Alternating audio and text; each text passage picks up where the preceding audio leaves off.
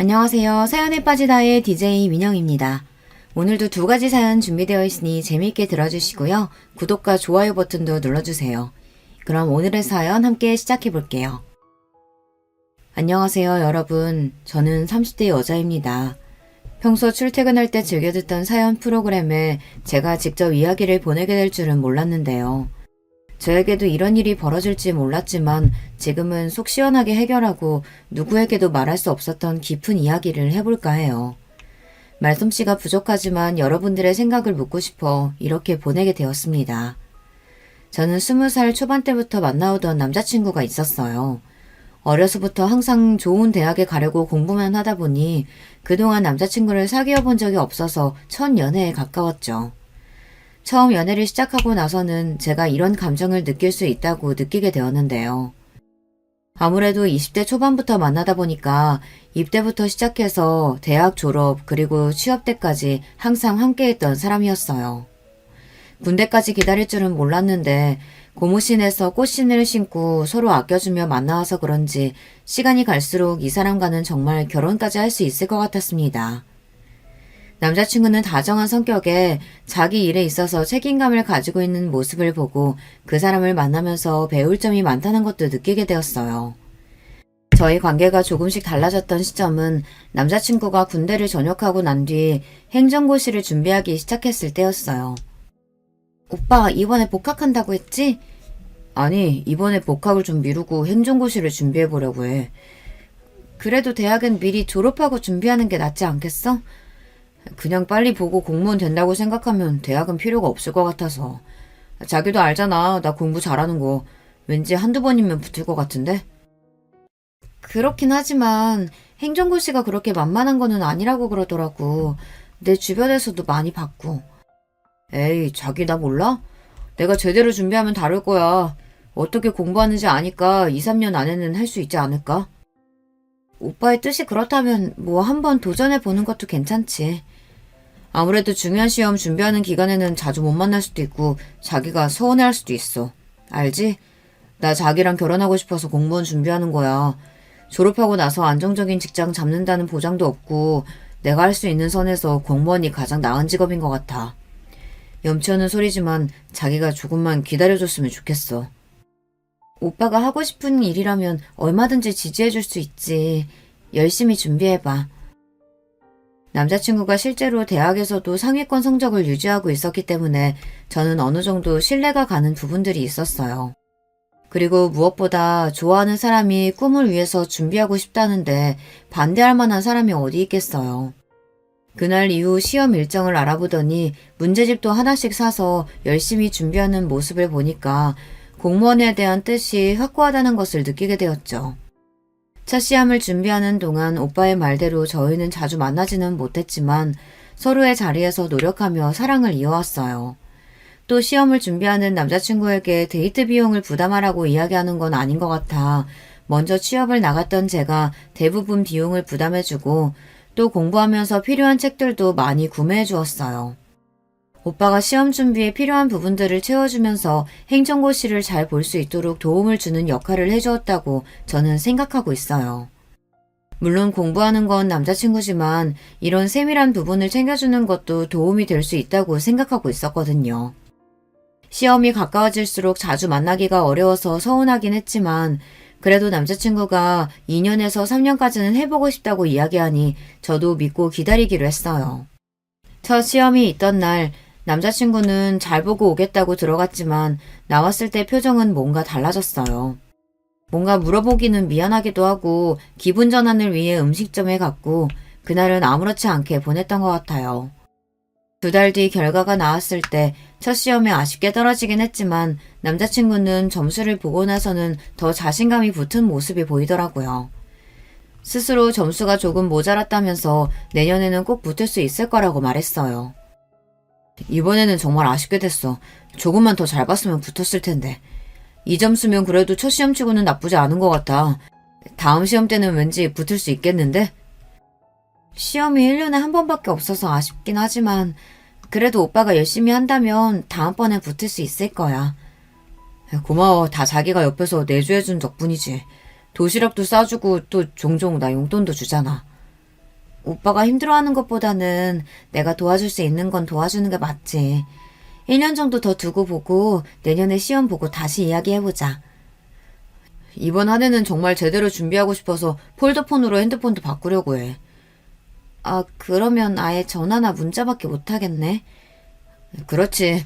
나는 지금이라도 휴대전화 잘 안 쓰고 집중하면서 열심히 준비해보고 싶어. 자기한테는 미안하지만 그래도 자기가 있어서 내가 폴더폰으로 바꾼 거야. 알지? 아마 없었으면 아예 사용하지 않았을 거야. 그렇게까지 마음먹었으니 내년에는 정말 붙겠는데? 응원할 테니까 열심히 해봐. 그렇게 남자친구는 정말 1년 동안 휴대전화를 사용하지 않았고 그 다음에 시험을 열심히 준비했어요. 제가 봐도 공부에 열정을 가지고 하고 있는 듯한 느낌이 들 수밖에 없었고 저희의 데이트 장소는 항상 독서실 아니면 잠깐 만나서 저녁을 먹는 걸로 끝내야 했지만 본인의 미래를 위해 노력하는 모습이 그때는 더 좋아 보이더라고요. 시험 준비하는 과정을 지켜보는 동안 아쉬운 마음이 있었지만 그래도 남자친구가 미안해하지 않도록 최대한 티를 내지 않으려고 했는데요. 그게 시간이 갈수록 잘 안 되더라고요. 매번 헤어지는 거 너무 아쉽다. 그냥 우리 결혼해서 같이 사는 건 어때? 어차피 할 결혼이라면 나는 차라리 지금 하는 게 낫다고 생각해. 나도 생각을 안 하고 있진 않았는데 그거는 준비가 되어 있어야 하는 거지. 난 내가 결혼할 수 있을 정도로 자리를 잡고 떳떳할 때 하고 싶어. 나도 직장 다니면서 모아둔 돈도 있고 처음에 누가 크게 시작해 작게 시작하는 거지. 그런가? 조금 더 생각해보고 시험 결과 보고 결정하자. 그리고 내가 근사하게 프로포즈 하고 싶은데 결혼 얘기는 이렇게 하는 건 아닌 것 같아. 그래, 일단 시험 준비 열심히 하고 결혼에 대해서는 다음에 얘기하자. 제가 생각할 때는 지금 내조를 해주는 건 결혼을 해서도 해줄 수 있는 부분이라서 오히려 부담을 덜어주기 위해 이야기를 한 거였는데 남자친구는 제가 고생하는 게 싫다면서 본인도 어느 정도 준비가 되고 떳떳할 때 하고 싶다고 이야기를 했어요. 저는 직장에서 그리고 남자친구는 고시원에서 그렇게 지내며 서로 각자의 자리를 지켜가며 알콩달콩 연애를 할 수 있었어요. 물론 많이 보지는 못했지만 그래도 남자친구와 종종 만나는 시간이 저에게는 힐링이었거든요. 저에게 잘해주는 것도 좋았지만 사람이 책임감을 느끼고 하나의 일에 열중하는 모습을 보니 멋있어 보이기도 했어요. 그래서 남자친구의 말대로 두 번째 시험을 기다려보기로 했죠. 태연 씨는 행정고시 준비한다 그랬나? 이번이 두 번째 시험이지? 근데 시험이 끝나도 연락이 없네. 혹시 떨어져서 연락 못하는 거 아니야? 그럴 리가. 우리는 원래 그런 문제 숨기지 않기로 약속했거든. 떨어지면 떨어질 수도 있지 뭐. 근데 너는 언제쯤 태연 씨랑 결혼할 거야? 계속 시험만 기다릴 건 아닌 것 같고. 둘이 그래도 졸업하기 전부터 만났으니까 꽤 오래 만나지 않았어? 슬슬 결혼할 때가 되긴 했는데 아직은 오빠가 공부하고 있으니까 일단 기다려주려고. 야, 너무 헌신하면서 잘해주지 마. 나중에 시험 붙어서 도망가 버리면 어떡하려 그래. 에이, 오빠는 그럴 일 없어. 지금도 얼마나 나한테 잘해주고 오빠가 오히려 더 헌신적이야. 너가 몰라서 그래. 그래? 뭐 두 사람의 일이니까 뭐. 그나저나 행정고시 하니까 혜민이 알지? 걔도 시험 준비한다더라? 혜민이가? 걔도 공부 잘했잖아. 예전에 몇 번 연락했었는데 잘 지내나? 걔네 집안이 존빵빵해? 시험 준비도 엄청 편하게 하지. 매달 용돈 받으면서. 진짜 대단한 집인가 보네. 용돈까지? 뭐 너희 집에 비하면 별거 아닐 수도 있는데 걔네 집도 장난 아니더라고.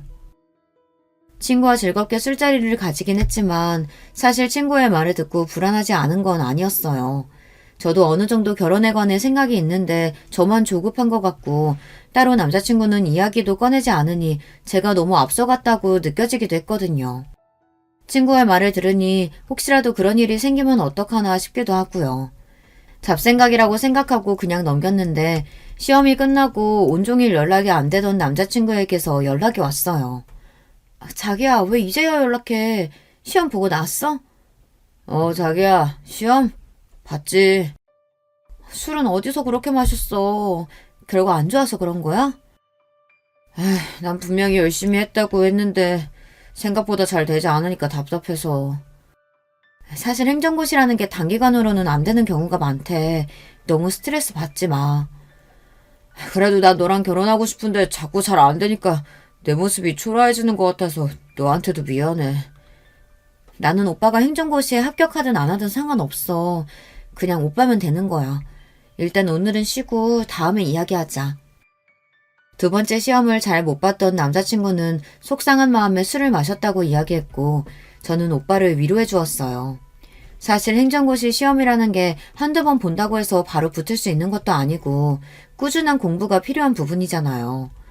아무래도 남자친구는 본인이 휴대전화까지 바꿔가면서 준비했는데 결과가 잘 나오지 않으니 거기에 대한 스트레스를 받는 것 같았어요. 그 다음날 남자친구를 만나 진지하게 다시 공부에 대한 이야기를 꺼내봤는데요. 저는 사실 남자친구가 어떠한 일을 하든지 상관없었기 때문에 꼭 공무원이 되지 않아도 된다고 말을 했었거든요. 하지만 제 생각과는 다르게 남자친구의 뜻은 확고했어요. 이번이 두 번째 시험이라서 선뜻 관두라고 이야기는 못하겠지만 오빠가 너무 힘들다면 그만두는 것도 나는 괜찮다고 생각해. 좋은 경험이었다고 생각하면 되잖아. 하지만 지금까지 공부해오는 것도 있고 한 번 더 준비해보고 싶은데 자기 생각은 그만했으면 좋겠다는 거야? 그런 게 아니라 오빠가 뜻이 있다면 계속하는 걸 지지해줄 수 있지. 하지만 너무 힘들다면 억지로 할 필요는 없다는 거야. 여기까지 온 이상 이대로 안 하는 건 내가 자존심이 상해서 안 될 것 같아. 자기가 힘들겠지만 내가 성공하면 다 꼭 갚아줄게. 1년만 더 기다려줄 수 있겠어? 당연하지. 자기가 공부에 대한 뜻이 있다면 계속 해봐. 확고하게 할 수 있을 것이라고 이야기하는 남자친구를 보며 저렇게 자신감 있게 이야기하는 사람인데 언젠가는 꼭 성공할 수 있을 것 같았어요. 그래서 그 뒤로 저에게 해달라고 하는 건 거의 들어주었던 것 같아요. 저도 남자친구의 미래를 위해 아낌없이 지원해 주었던 것 같아요. 사랑하는 사람이 미래를 위해서 준비한다고 하는데 도와줄 수 있을 때 도와주는 게 마음도 편했거든요. 그 뒤로도 저는 회사로 출근하고 남자친구는 독서실로 출발하는 게 3년 정도 되었을 무렵에는 이번 시험에는 꼭 붙을 수 있길 저도 기도했던 것 같아요. 벌써 내일이네. 결과가 어떻든 간에 나는 오빠 응원하니까 열심히 보고 와. 당연하지. 우리 이번 시험 끝나면 내가 정식으로 프로포즈 할게. 지금까지 기다려줘서 고마워. 시험 잘 보고 와. 이번에는 결과가 어떻든 간에 우리 꼭 결혼하는 거다? 당연하지. 나도 이번이 마지막이라고 생각하고 열심히 보고 올게. 저에게 프로포즈 하겠다고 하던 남자친구의 말을 들으니 이 사람도 저와 미래를 꿈꾸고 있었다는 게 기뻐서 결과가 어떻든 결혼은 추진하는 게 좋겠다는 생각이 들었어요. 저도 나이가 차기 시작했고 부모님들도 언제쯤 결혼할 거냐고 많이 물어보시더라고요. 그리고 무엇보다도 고시원에서 불편하게 지내는 남자친구가 걱정이 되어서 다시 준비하더라도 제가 내조를 해주면서 했으면 좋겠다는 생각이 들었기 때문에 예전부터 결혼은 하고 싶다고 생각하고 있었거든요. 기다리던 시험날이 되었고 자신만만하게 들어갔던 남자친구는 결국 세 번째 시험도 붙지 못하고 떨어지게 되었어요. 이번에는 자신 있다고 이야기했지만 2달 뒤 결과가 나왔을 때는 표정이 좋지 않더라고요.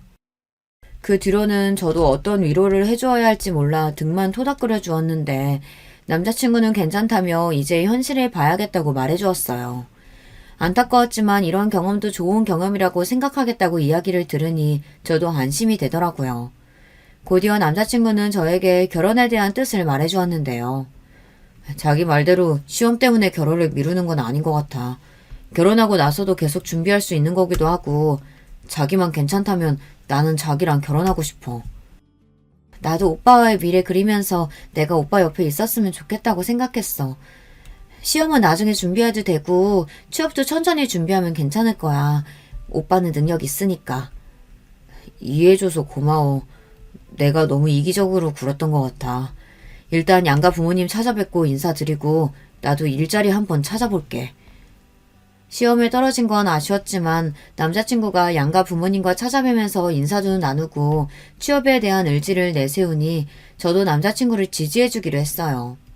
처음에는 학교 공부도 다 마치지 않은 상태라서 그런지 남자친구는 취업에 대한 걱정이 가장 큰 것 같더라고요. 그래도 예전보다 의지를 가지는 모습을 보니 저도 옆에서 도움을 주고 싶은 마음에 이제 고시원에서는 나와도 되지 않느냐고 이야기했어요. 이제 오빠도 취업할 건데 고시원에서는 나오는 게 어때? 아, 그것도 괜찮지만 익숙해져서 나중에 우리 결혼할지 구하면 그때 나와도 될 것 같아. 그래도 되지. 그러고 보니까 오빠 고시원은 이름만 들어보고 근처도 못 가봤네. 아무래도 그렇지. 외부인 출입은 안 되는 곳이니까. 그래도 우리 곧 결혼할 건데 뭐가 문제야. 앞으로 더 많이 보면 되는 건데. 그치. 미래 생각하면 뭐 괜찮지.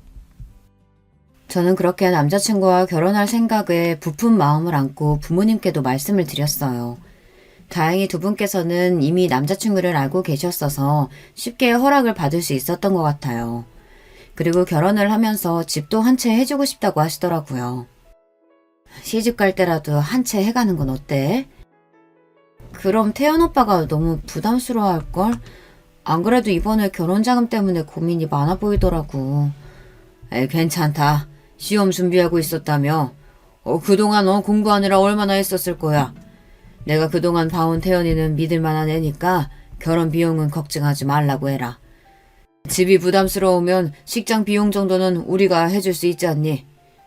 그건 그렇죠. 아빠가 아시는 곳 있으시다고 들었는데 거기서 할까요? 최근에 생긴 곳이라 리모델링도 잘 되어 있던데. 나중에 상견례 이후에 두 사람이 다시 얘기해봐라. 네, 아버지, 그럴게요. 서로 양가 부모님께 이야기를 드리면서 부족한 부분들을 어떻게 채워나갈지를 계획을 세워봤는데요. 한동안 취업을 준비한다고 이야기했던 남자친구가 면접도 잘 보고 다니는 줄 알았는데 얼마 전 다시 시험을 준비하고 싶다고 이야기하더라고요. 요즘에는 취업이 더 어렵다고 하던데 그게 딱 맞는 것 같아. 왜? 요즘 연락이 잘 안 와? 이력서는 계속 넣고 있지? 아무래도 학교 공부도 마치지 않았고 내가 다른 경력이 없다 보니까 안 되나 봐. 그래도 잘 찾아보면 분명히 오빠를 알아주는 곳이 있을 거야. 그래서 말인데 내가 계속 준비하던 시험을 다시 준비해보는 건 어떨까? 시험 준비를 다시 하려고? 주변에 보면 5번도 넘게 시험 보는 사람도 있던데 이 정도 점수면 사실 조금만 더 해도 될 것 같거든. 아, 그래? 점수가 어느 정도 나왔는데? 자기는 아마 공무원 준비 안 해봐서 말해줘도 잘 모를 거야. 그냥 간당간당하게 떨어졌어. 진짜 주변에서도 많이 아쉬워하더라고. 나도 그렇고. 저는 남자친구의 점수를 그동안 들어본 적이 없었는데요. 시험에 떨어진 사람에게 그런 부분을 세밀하게 물어볼 필요가 없다고 생각했거든요. 아깝다고만 이야기하니까 도대체 몇 점을 맞았길래 저렇게 자신만만하게 이야기를 하나 싶었어요. 또다시 시험 준비를 시작하겠다는 말을 들으니 저도 그때는 고민이 되더라고요. 두 번째 시험 이후로는 제가 생활비도 보내주고 고시원비도 종종 내주다 보니 금전적으로 또 지원이 계속 들어가고 있었거든요. 그래서 결혼은 어떻게 할 거냐고 물어봤죠. 그럼 결혼은 어떻게 준비하려고? 결혼 준비하면서 나도 시험 준비 다시 해볼게. 오빠, 결혼 준비하면서 시험 준비하는 게 정말 어려운 일인 거 알지? 결혼하면서 해야 할 게 얼마나 많은데. 조금만 넉넉하게 기간 잡고 준비하면 되지. 자기랑 결혼도 하고 싶고 시험도 준비하고 싶단 말이야. 오빠한테 부담이 오히려 많이 될 텐데 한 가지만 하는 게 더 낫지 않겠어? 아니야. 이번에는 꼭 붙어볼게. 결혼 준비도 열심히 하고. 화끈하게 남자친구가 이야기하는 걸 들으니 그게 가능할 일일까 싶었지만 할 수 있다고 하니까 믿어주기로 했어요. 결혼 준비 같은 경우에는 아무래도 시간적인 여유는 제가 더 많아서 남자친구에게 일정이 생기면 그때 미리 말을 해주겠다고 한 뒤 양가 부모님도 뵙고 왔습니다. 결혼을 준비한다는 것은 기뻤지만 한편으로는 남자친구가 잘할 수 있을까에 대한 걱정도 되었던 것 같아요. 하지만 걱정했던 제 예상과는 다르게 결혼 준비에 대해서 남자친구도 협조적이었고 시험도 잘 준비해 나가는 것 같았어요. 만나서 근황을 나누던 중 시험을 준비하는 남자친구를 보니 자연스럽게 친구가 생각났어요. 그러고 보니까 내 친구 중에 혜민이라고 알지? 걔도 이번에 행정고시 준비하고 있다더라고. 아, 그래? 걔 공부도 잘했잖아. 아, 경쟁자가 한 명 늘어났네. 걔도 2-3번 정도는 본 것 같던데 오빠랑 준비하는 기간도 비슷해. 아, 그래? 뭐 잘 준비하겠지. 뭐 그나저나 우리 상견례 식당은 어디로 할까? 내가 리스트 알아왔어. 시험 준비하느라 바쁠 텐데 이런 것까지 알아봤어? 당연하지. 꿈에 그리던 자기와의 결혼인데 이 정도는 해야지. 뭔가 급하게 말을 돌리는 느낌은 있었지만 저랑도 별로 친하지 않은 친구였고 오며 가며 인사만 나누던 사이라 그 뒤로는 딱히 이야기할 것이 없어서 자연스럽게 넘어갔던 것 같아요. 직장을 다니면서 결혼 준비를 한다는 게 쉽지는 않았지만 양가 부모님께서도 저희의 뜻을 따라주셨고 그래서 생략할 수 있는 부분은 생략하고 결혼을 하기로 했어요. 남자친구도 스스로 공부하는 시간을 정해 열심히 하고 있고 저도 직장을 다니면서 결혼 정보를 얻으며 생활하고 있었는데요. 남자친구도 이번에는 굳게 마음을 먹었는지 연락도 잘 안 되고 항상 공부한 사진을 저에게 보내면서 어느 정도 진도를 나갔는지 이야기를 해주었어요. 그런 모습을 보니까 본인의 일에 있어서 열정적인 사람이라 그런지 멋있어 보이더라고요. 하지만 제 행복은 더 이상 커지지 않았어요. 그 당시에 굳게 남자친구를 믿고 있었던 제가 바보같이 느껴진 일이 생겼거든요. 평소처럼 퇴근하고 쉬고 있는데 친구에게서 연락이 오더라고요. 수민아, 너 지금 자? 내가 지금 로데오 나와 있는데 여기 너 남자친구 있는 것 같아서. 아니야. 태연 오빠는 잔다고 해서 내가 알겠다고 했는데? 그래? 내가 잘못 본 건가? 분명히 태연 오빠 같았는데. 아니야. 시험 준비하는 사람이 지금 나가서 뭘 하겠어. 그렇지? 게다가 여자랑 있었으니까 아니겠다. 내가 잘못 봤나 봐. 미안해. 쉬고 있는데. 잘 쉬고 다음에 얼굴 좀 보자. 친구의 말이 왠지 찝찝하긴 했지만 남자친구가 기를 일이 전혀 없었기 때문에 의심을 더 하진 않았어요. 하지만 얼마 뒤에 이야기를 남자친구에게 해주었을 때 미묘한 표정 변화를 보고 나서 뭔가 이상하다 싶었어요. 오빠, 내 친구 지혜 알지? 걔가 얼마 전에 로데오에서 오빠 봤다더라? 나를? 어디서? 언제? 뭐야, 왜 그렇게 당황해? 진짜 밖에 나갔었어? 아니, 당황한 게 아니라, 난 당연히 공부만 하고 있는데 나를 봤다니까. 그래서 내가 오빠 다시 시험 준비하는 것 때문에 공부하고 있을 거라고 했거든. 그 뒤로는 별말 없었고? 무슨 말? 내가 아닐 거라고 하니까 그럼 본인이 잘못 봤던 것 같다던데? 그치? 그 친구가 잘못 본 거야. 그날도 내가 공부한 거 사진 보내줬잖아. 그때 당시에 문제 삼지 않았으니 지난 일이라고 생각하고 있고 남자친구가 아니라고 하니 그 말을 믿었던 것 같아요. 당황스러워하는 것을 보니까 사실 여자의 촉으로는 뭔가 이상한 게 있었는데요. 저도 그 당시에 결혼 준비로 바쁘고 남자친구가 보내주는 사진으로 안심하고 있었기 때문에 신경은 안 썼던 것 같아요. 하지만 제가 너무 풀어주고 있었던 걸까요? 사진은 매일 보내긴 했지만 뭔가 이상하다는 느낌이 계속 들었어요. 그래도 8년을 만나온 사람인 만큼 믿고 괜히 의심하지 말자고 생각하고 있었기 때문에 따로 터치하진 않았어요. 의심은 계속되었지만 괜히 이걸 들춰봤자 저만 상처를 받을 것 같다는 생각이 들었거든요. 또 평상시에는 결혼 준비도 잘 도와주고 공부도 열심히 하는 것을 보니 그 뒤로는 또 신경을 쓰지 않던 중 친구랑 대화하다가 한 번 더 이런 일이 있으면 그땐 물어볼 필요가 있겠더라고요. 이번에 시험 다시 본다고? 그럼 결혼 준비는? 이번에 오빠는 행정고시 준비 다시 한다고 해서 내가 준비하고 있지 뭐. 그 오빠도 진짜 대단하다. 너도 다른 면으로 대단하고. 그러면 계속 고시원에 계신 거야? 안 그래도 내가 이번에 집 구하면 합치자고 했는데 뭔가 반응이 미적지근하네. 오빠한테 매달 용돈도 주고 결혼 준비도 혼자 다 하는데 그러면 너무 서운할 것 같은데 괜찮아? 요즘 좀 힘들긴 한데 괜찮아. 근데 좀 뭐랄까 예전에 비해 싸한 느낌이 계속 드는데 혹시라도 오빠가 마음이 변할까봐 무섭긴 해. 우리가 적게 만난 것도 아니고 사실 예전에 네가 밖에서 오빠 만났다고 했을 때 물어봤거든. 근데 엄청나게 당황하더라고. 에이, 그건 내가 잘못 본 걸 수도 있으니까 너무 신경 쓰지 말고 결혼 준비 잘해야지. 친구의 위로에 괜찮아지긴 했지만 이전보다 연락하는 횟수나 만나는 날도 짧아지다 보니 저도 모르게 불안했던 것 같아요. 신경을 쓰면 계속 안 좋은 생각만 할 것 같아 결혼 준비에 집중하기로 했는데요. 남자친구도 지금 힘들 거라고 생각을 하고는 있었는데 용돈을 요구하는 주기가 짧아지기 시작했어요. 그때부터 이 사람은 제대로 시험을 준비하고 있긴 한 건가 생각이 들더라고요. 자기야, 나 오랜만에 친구들 만났는데 혹시 용돈 좀 미리 줄 수 있나? 이번 달만 해도 벌써 세 번째인데 오빠, 내가 돈을 많이 버는 것도 아니고 부담돼. 나 시험 준비하느라 잘 나가지도 못하고 힘들었는데 그 정도도 못해줘? 나중에 시험 붙으면 호강시켜준다니까. 아니, 오빠 그게 벌써 몇 번째인데. 이번에는 진짜 어려워. 아니, 이럴 때 남자친구 기살려줘야 하는 거 아니냐? 너 나랑 결혼한다며. 미리 내줘야 한다고 생각하면 되잖아. 그게 어려워? 그 말을 듣고 나니까 저도 모르게 욱하는 감정이 생길 수밖에 없었어요. 그동안 제가 보내준 돈이 얼만데 저렇게 말하나 싶었거든요. 여러분들은 이해가 가시나요? 게다가 시험이 얼마 남지도 않았는데 친구들을 만난다고 하는 것도 이해할 수 없었어요. 저랑은 만날 시간도 없고 친구들은 만날 시간이 있나 싶더라고요. 그래도 남자친구가 먼저 연락 와서 저에게 사과하니 이 사람이 나를 생각해주고 있다는 건 느낄 수 있었어요.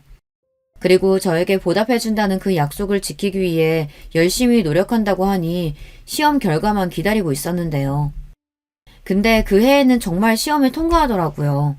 자주 친구들을 만나는 것 같았는데 제대로 한 달 정도 친구들을 만나지도 않고 저도 뜨문뜨문 만나며 저녁만 먹고 들어가더니 제대로 준비한 것 같았어요. 4년 동안 뒷바라지 해주며 이날만을 꿈꿔왔는데 저는 마냥 기뻐할 수 없었는데요. 오빠 정말 축하해. 4년 동안 고생 많았어. 이제 우리 결혼식만 남았네. 전에 호강시켜준다는 말 이제 지켜야 한다. 시험은 내가 준비했는데 네가 왜 그렇게 신났어?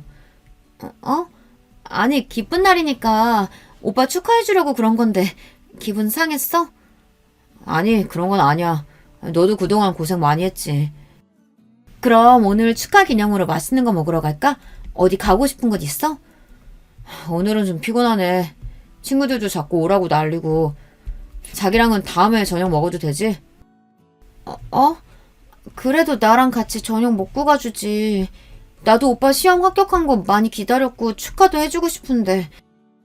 아니면 나도 오빠 친구들을 보러 같이 갈까? 거길 네가 왜 같이 가? 자기는 집에서 쉬고 있어. 내가 끝나고 보러 갈게. 알았어. 어쩔 수 없지. 잘 다녀와. 저는 바보같이 남자친구를 보내주었어요. 솔직히 시험이 끝났으니 친구들이랑 놀고 싶었겠지 하는 마음에 서운해도 참았던 것 같아요. 그동안 남자친구에게 서운한 게 있어도 시험 때문에 그런 거겠지, 힘들었겠지 하며 정작 제 감정은 제대로 챙기지 못한 것 같더라고요. 남자친구는 시험에 합격한 뒤로는 얼마 남지 않았던 결혼에 대해서 더 이야기하지 않더라고요. 청첩장도 나왔고 친구들도 만나면서 전해주어야 하는데 계속 회피하기 바빴어요. 결국 참다 못한 제가 남자친구 고시원을 찾아가게 되었는데요. 안녕하세요. 혹시 여기 김태현 씨 있나요? 아니요. 그 청년은 작년에 나갔는데 시험 붙은 거 아니었어요? 시험은 올해 붙었는데 작년에 나갔다고요? 네. 웬 여자랑 같이 와서 나간다고 짐을 싹 빼가던데. 네, 알겠습니다. 충격적인 일이 아닐 수 없었어요. 저는 그동안 남자친구 계좌로 용돈과 고시원비에 보태라고 돈을 계속해서 넣어주고 있었거든요. 배신감은 물론 여자랑 같이 왔다고 하니 손까지 떨리기 시작했어요. 저는 바로 남자친구에게 전화를 걸어 따지기 시작했죠. 오빠, 지금 어디야? 나 지금 친구들이랑 있지. 왜? 지금 바쁜데 나중에 통화하자. 오빠, 고시원 방 뺐어? 응. 돈 나가는 것도 아깝고 해서 얼마 전에 시험 붙고 뺐지. 내가 방금 사장님이랑 대화해보니까 작년에 뺐다는데 무슨 소리야? 그러면 그동안 내가 보내준 돈은 어디다 쓴 거야? 아니, 지금 바쁘다니까 왜 전화해서 따지고 있어. 그리고 네가 거길 왜 가? 남의 사생활까지 왜 간섭이야? 우리가 남이야? 당장 다음 달에 결혼할 사이인데 남이라고? 남자친구의 말을 듣고서 한참 벙쪄 있었던 것 같아요. 그리고 그날 저녁 바로 카페에서 어떻게 된 일인지 듣게 되었는데요. 남자친구는 제가 예상하지 못한 사람을 데리고 왔더라고요. 혜민이, 네가 왜 오빠랑 같이 와? 네가 지금 보는 그대로야. 우리 사귀고 있어. 뭐라고? 지금 둘이 사귄다고? 시험 준비하면서 자주 보다 보니까 그렇게 됐다. 미안해, 너한테는. 그게 지금 8년 만난 사람한테 할 소리야? 야, 너만 기다린 게 아니라 혜민이도 내 시험 뒷바라지 해주면서 기다렸어. 착각하나 본데. 난 애초에 너랑 결혼할 생각으로 만난 것도 아니었고. 수민아, 미안해. 우리 대학 시절에 깊게 아는 사이는 아니었지만 나도 사실 태연 오빠 좋아하고 있었어. 시험 준비하면서 서로 공감되는 게 있으니까 끌렸던 거고 넌 자주 만나지도 못했잖아. 두 사람이 이야기하는 것을 듣고 있으니 머리가 아파왔어요. 친하진 않았지만 그래도 친구였던 사람에게 배신당하고 8년을 만나왔던 사람이 저런 사람이었을 줄은 몰랐는데 제 시간도 아깝지만 마음이 너무 아프더라고요. 그러면 더 들어줄 필요 없이 헤어지면 되겠네. 내가 바라던 바야. 똑똑해서 그런가 말은 잘 통하네. 둘 다 붙어서 떨어지지 말고 잘 살아. 이 쓰레기들아. 뭐? 쓰레기? 너 지금 혜민이가 누구 딸인 줄 알고 그런 말 하는 거야? 너는 용돈이랑 고시원비 고작 그 정도였지. 혜민이는 내 집까지 구해주고 거기다 내 조까지 탄탄하게 했던 사람이야. 너같이 밥벌이 겨우 하고 사는 거랑 다른 사람이라고. 네가 뭘 잘못 알고 있나 본데 내가 허덕이면서 사는 것처럼 보여도 아니거든? 내가 너한테 다 공개하지 않은 건데 단순히 씀씀이만 보고 사람을 판단하네. 이래봬도 내가 물려받을 재산만 100억대는 훨씬 넘어. 어느 집안 딸인지는 모르겠지만 우리 아빠 기업이랑은 연관이 안 되었기를 바랄게. 말 다 했으면 간다. 예전부터 알았지만 거지 근성은 여전하네. 뭐? 100억대? 진짜야? 난 누구처럼 이런 거 가지고 거짓말 안 쳐. 더 할 말 없으니까 둘이서 잘 먹고 잘 살아봐. 식장 취소 비용은 같이 부담해야 하는 거 알지? 청구할 건 따로 메시지로 보낼게. 솔직히 처음에 혜민이와 등장했을 때도 어이가 없었지만 집까지 구해서 둘이 같이 살았다는 이야기를 듣고 나니 남은 정까지 다 떨어지는 기분이었어요. 사실 저는 대화를 하러 가기 전 좋아하는 마음이 있으니 혹시라도 흔들리진 않을까 걱정이 되었거든요. 하지만 남자친구가 있는 정까지 다 떨어뜨려주니 홀가분하게 나올 수 있었던 것 같아요. 뒤에서 붙잡는 소리가 들렸지만 저는 신경 쓰지 않고 청첩장을 나눠주었던 지인들 그리고 가족들에게 파혼 소식을 알려주었는데요. 이런 부분에 있어서 칼같이 정리하는 성격이라 그런지 마음 정리를 하는 데까지 오랜 시간이 걸리지 않았던 것 같아요. 어쩌면 저도 예전부터 감정적으로 정리를 하고 있었던 것일 수도 있고요. 물론 슬프긴 했지만 결혼을 하기 전에 저런 사람이라는 걸 알아서 다행인 것 같았어요. 그리고 남자친구에게는 청구비가 폭탄으로 날아가게 되었는데요. 제가 결혼식에 대한 로망이 있다 보니 꽤 큰 곳으로 하려고 비싼 곳에 예식을 잡아두었거든요. 그만큼 취소하고 나서 손해를 본 금액이 클 수밖에 없었어요. 하나 둘씩 정리를 하다 보니까 행복해 보이는 사진을 보게 되었는데 그때는 좀 씁쓸하더라고요.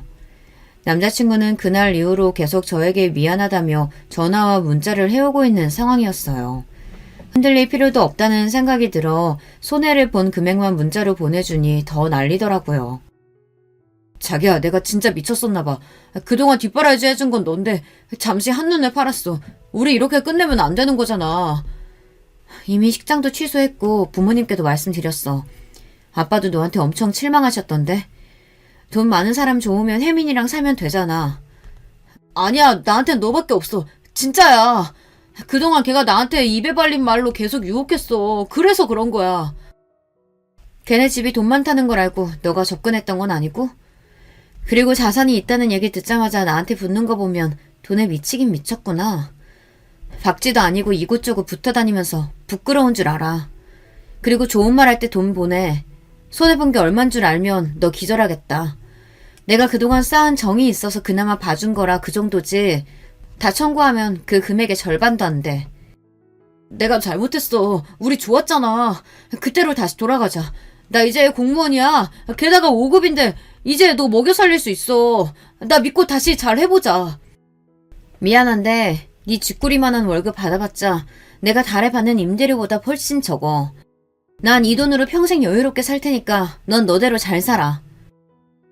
사람을 돈으로만 보는 사람이 저보다 더 좋은 사람을 만날 수 있을까요? 아무 조건 없이 남자친구를 사랑했는데 이렇게 배신을 당할 줄은 몰랐네요.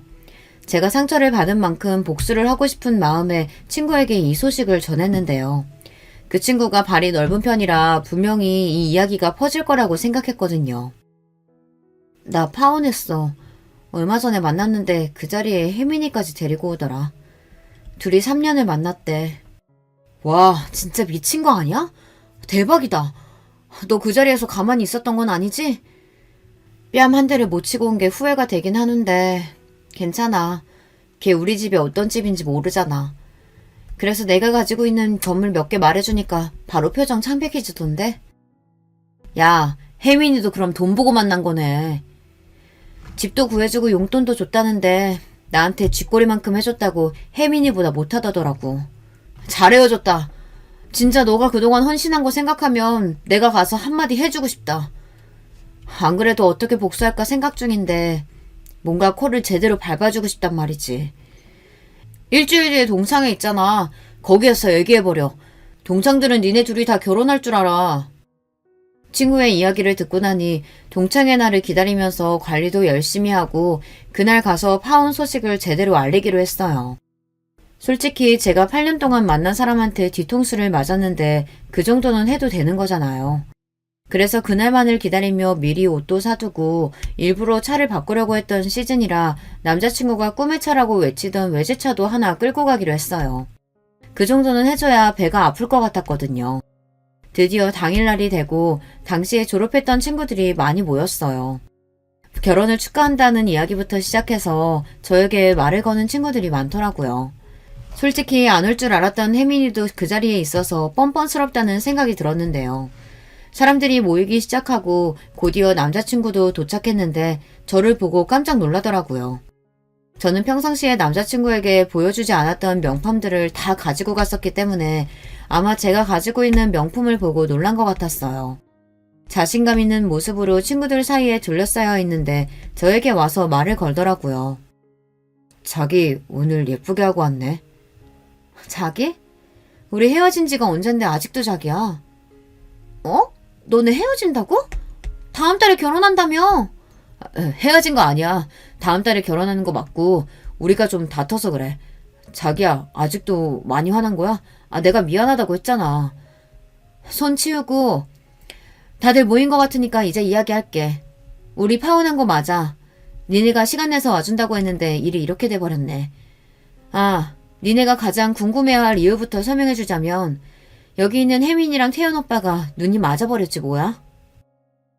제 이야기에 사람들은 웅성거리기 시작했고 혜민이는 얼굴이 빨개진 채 어쩔 줄 몰라 하는 게 보였어요. 남자친구도 당황하면서 아니라고 해명을 하기 시작했는데요.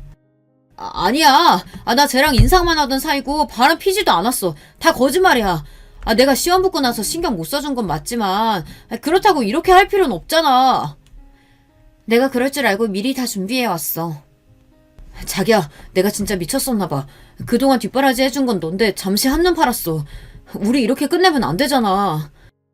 이미 식장 취소도 했고 부모님께도 말씀드렸어. 아빠도 너한테 엄청 실망하셨던데. 돈 많은 사람 좋으면 혜민이랑 살면 되잖아. 아니야, 나한테 너밖에 없어. 진짜야. 그동안 걔가 나한테 입에 발린 말로 계속 유혹했어. 그래서 그런 거야.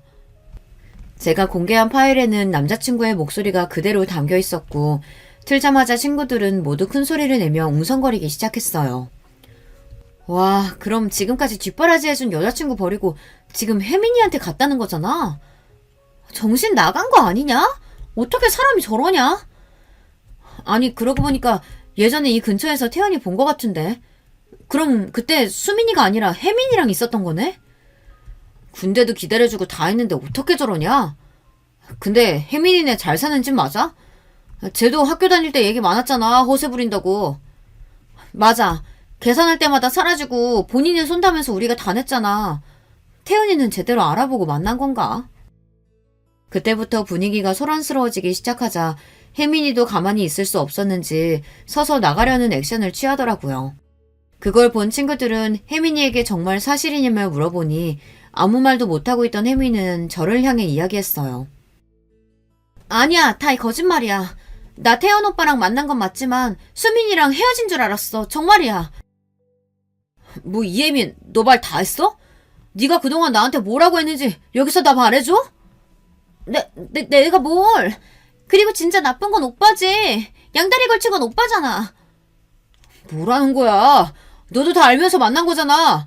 저런 재미없는 애 왜 만나냐고 네가 더 잘해준다고 말했던 언제고 이제 와서 발뺌이야. 동창회는 두 사람의 싸움으로 번지기 시작했고 친구들은 모두 둘 다 똑같다며 혀를 차기 시작했어요. 저에게 와서 위로도 해주고 같이 욕을 해주는 친구들이 있으니 뭔가 후련하기도 하고 한편으로는 씁쓸한 마음도 생기더라고요. 그래도 제대로 한번 먹였다는 건 확실했어요. 이제 모르는 친구들도 없을 거고 다들 두 사람을 피할 것은 분명했으니까요. 그렇게 한번 터뜨리고 나니까 속도 후련해지고 동창회를 정리하고 밖으로 나가니 남자친구가 기다리고 있었어요. 이러니까 네 속이 시원해? 당연하지.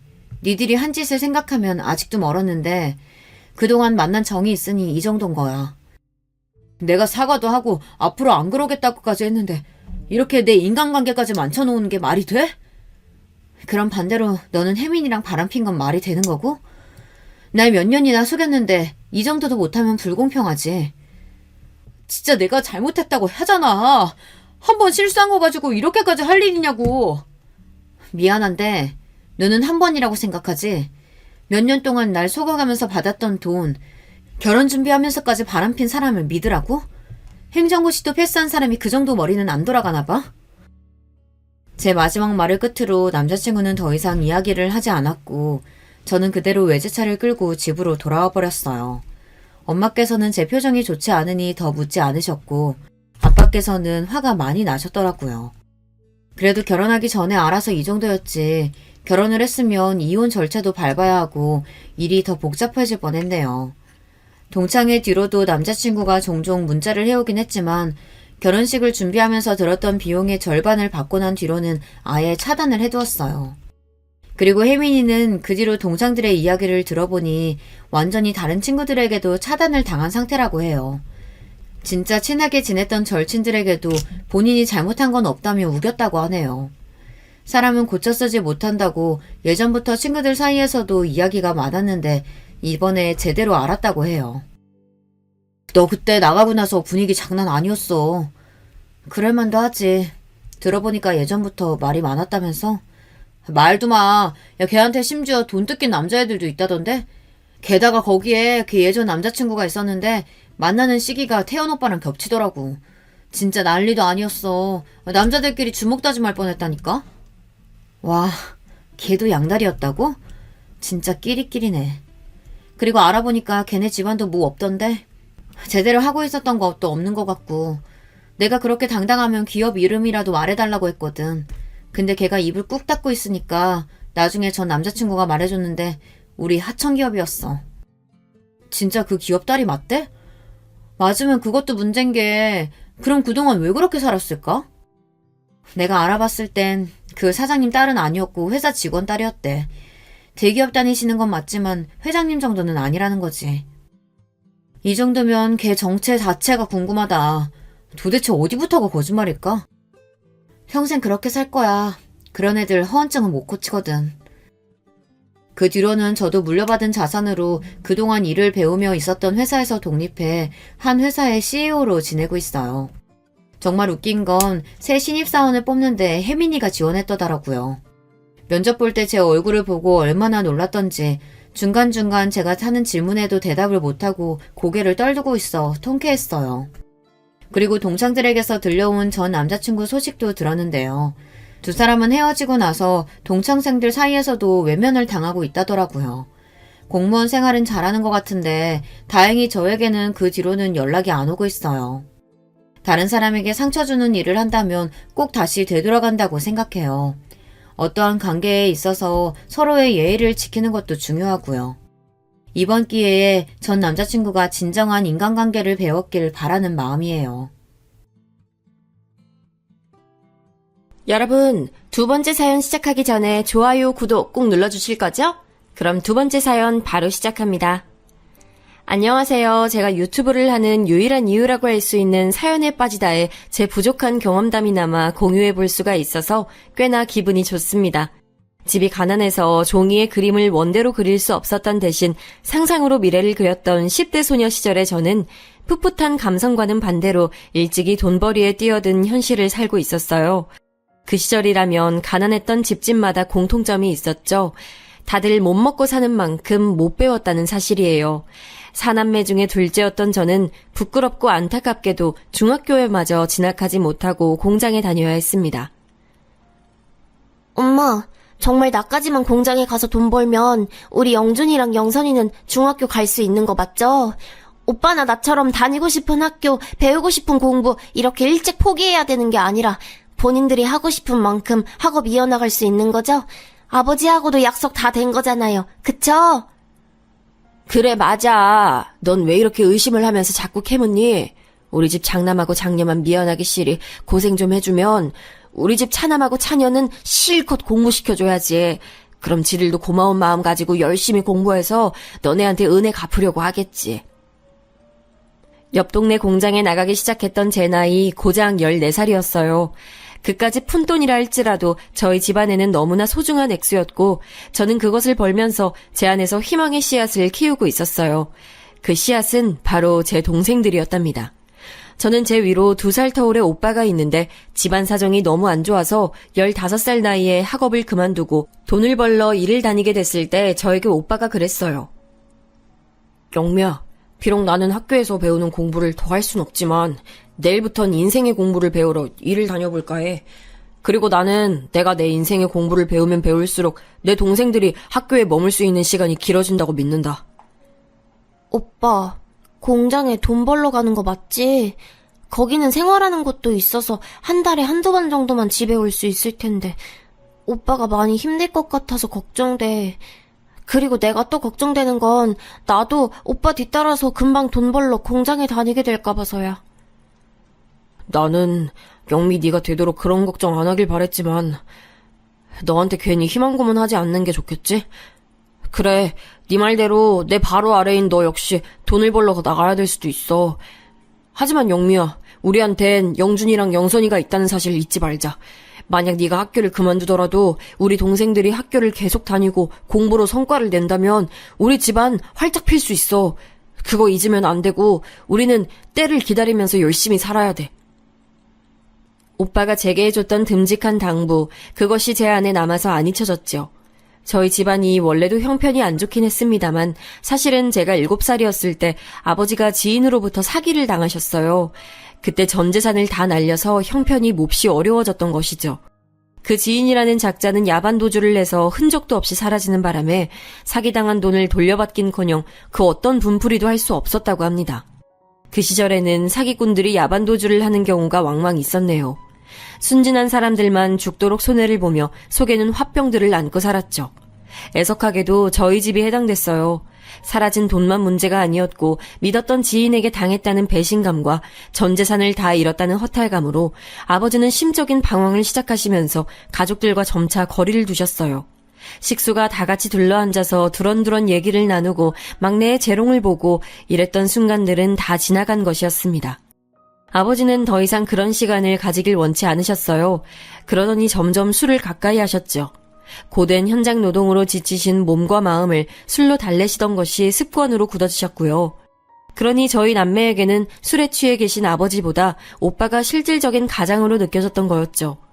든든한 버팀목이었던 오빠의 등을 따라서 부지런히 걸으면 빛이 보일 거라고 저희는 다 그렇게 믿었어요.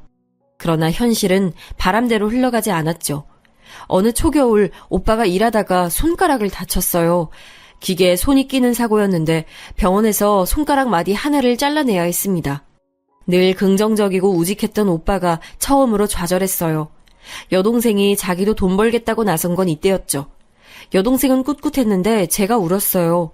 동생들은 공부를 끝까지 시키겠다는 게 제 목표였는데 그게 무너진 거였으니까요. 혼자 학교를 계속 다닌 남동생은 그 나름대로 부담감에 짓눌려 갔습니다. 그리고 남동생이 중학교를 졸업하기 직전에 아버지가 돌아가셨어요.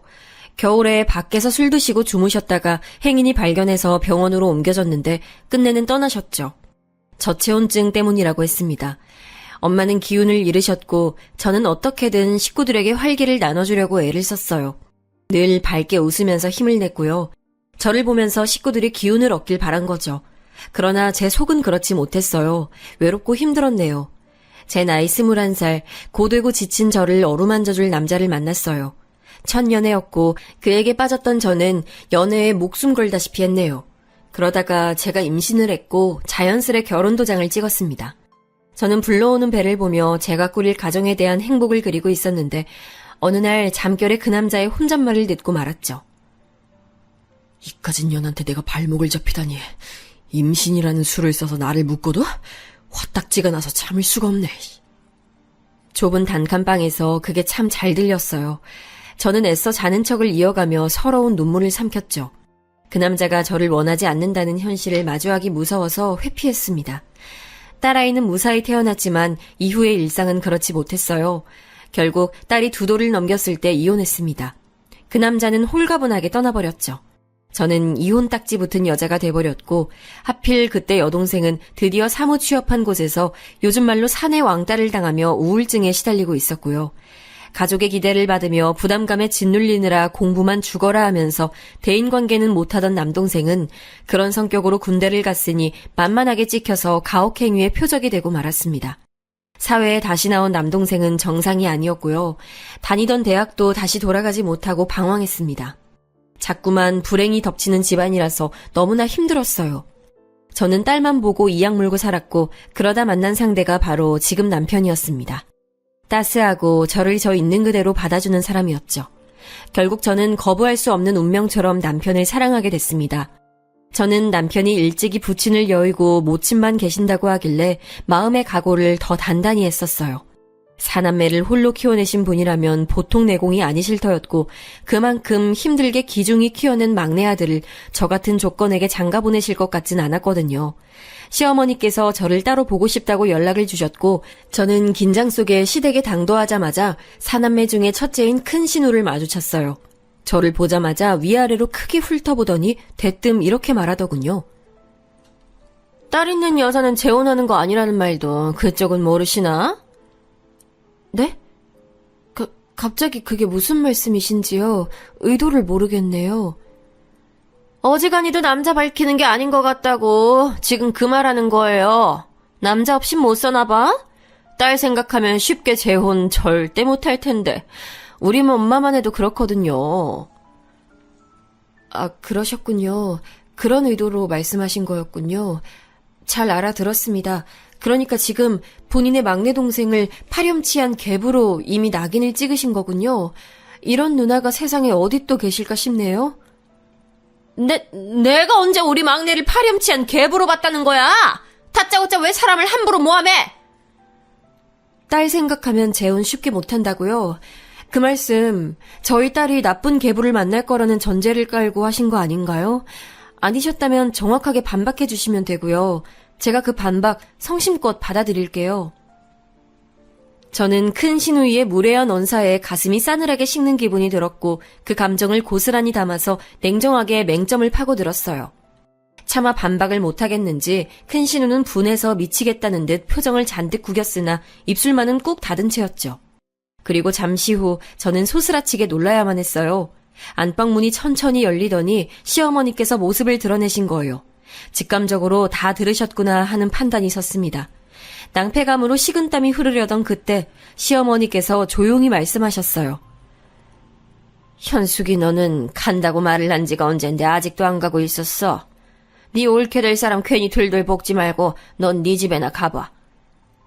엄마, 옳게라니 그게 무슨 소리예요? 나는 이런 애 딸리고 성격 더러운 여자 내 옳게로 받아줄 생각 없어요. 너는 어렸을 적에 잠자리에 들면서 아침이 안 왔으면 좋겠다고 자주 말을 했지만 어디 한번 아침이 안 온 적이 있던?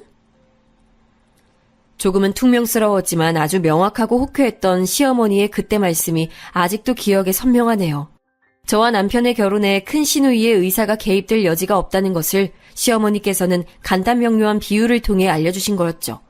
큰 시누이는 목이 빨개지더니 몸을 휙 돌려서 가버렸고 저는 시어머니와 독대를 했어요. 제게 나긋이 말씀해 주시더군요. 난 말이죠. 내가 남편 없이 자식들 키우며 살아봤기 때문에 그 입장 너무나도 잘 압니다. 홀로 자식들만 보고 살아온 길, 그 선택에 한 점 후회는 없지만 만약 지금 내게 남편과 사별했을 때 당시에 나를 향해 말을 전할 수 있는 기회가 주어진다면 이렇게 말할 것 같아요. 너 지금 속으로 결심한 그 길, 네가 예상한 것보다 100배, 1000배는 더 어렵다. 그러니 되도록 혼자 걷지 마라. 그리고 옆도 보고 가끔은 뒤도 돌아보면서 살아라. 앞만 보고 살다가 놓치게 될 것 너무나 많다. 내가 지금 이 얘기를 왜 해주는 건지 혹시 이유 알겠어요?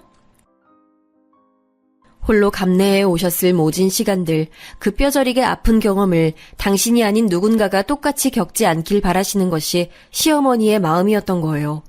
저는 왜 시어머니께서 저라는 부족한 조건을 두고 기꺼이 고민을 해주셨으며 저를 따로 보자고 하셨는지 그제야 알 것 같았죠.